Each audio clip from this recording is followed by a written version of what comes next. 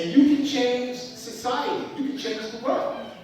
So discipline is something that I have a tough parent that I'm fortunate enough to maintain and to have somewhat discipline a little bit. So whoever would like to even do a report on Jesse Owens, because Jesse Owens is someone that is a sports figure, that will be another challenge that I will put out to you guys as far as writing something about discipline and understanding this great figure. Jesse Owens, one of the great legends in African American history, which I admire because he was really fast, I'm telling you. All right, I'm going to skip the next one. So, the next one is determination. Oh my goodness. Is your school one of the most determining schools in the district as far as teaching you guys how to be successful? I know I got to get a clap for that.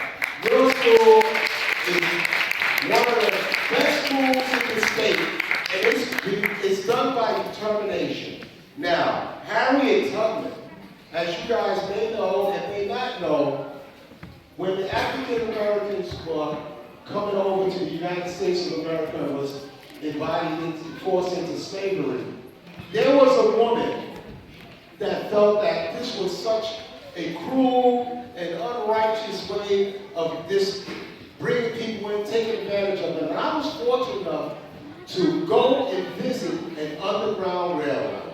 An underground railroad was created to hide the slaves. So if you was a slave back in those days, you could not have been seen publicly or caught without your master. So Harriet Tubman decided through the church, she would hide people and protect them until the rules and the law changed in this country. So this is Harriet Tubman. She was instrumental in protecting people, hiding people, and she created the Underground Railroad, and that was one of the most important things that saved a lot of people's lives. Now, ladies and gentlemen, I'll run through it. Let me hurry up. Yeah. Speed it up a little bit. We have, as you may know, in Congress, we have judges, we have presidents, but Thurgood Marshall was the first African American who was appointed to the Supreme Court.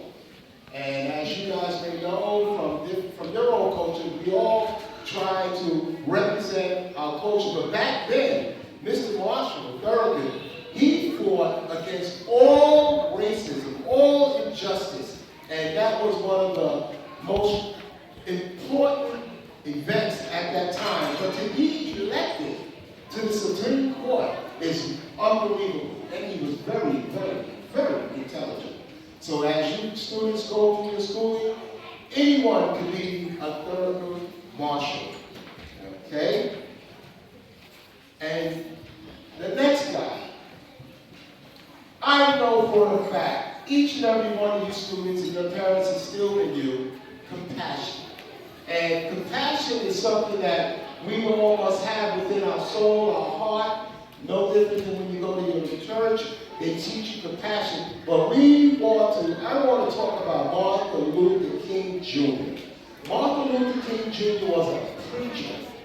And his work through the church, because back in the 30s and 20s, when people were fighting for civil rights, Martin Luther King was our guy. He was a spokesperson. He believed in nonviolence. And nonviolent, young ladies, gentlemen, students, is not to thou shalt not kill, thou shalt not hit my fellow man or my fellow student. So Martin Luther King was the face of the civil rights movement. He organized a lot of protests. He's my hero, and unfortunately sometimes I think of him all the time. It's a troubling time for me in February because the work that he did, he died for each and every one of us.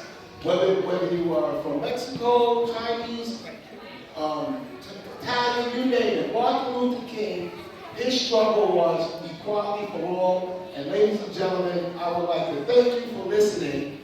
And like I stated, if any student writes a small little story about any one of these individuals that you heard of, you will be rewarded with a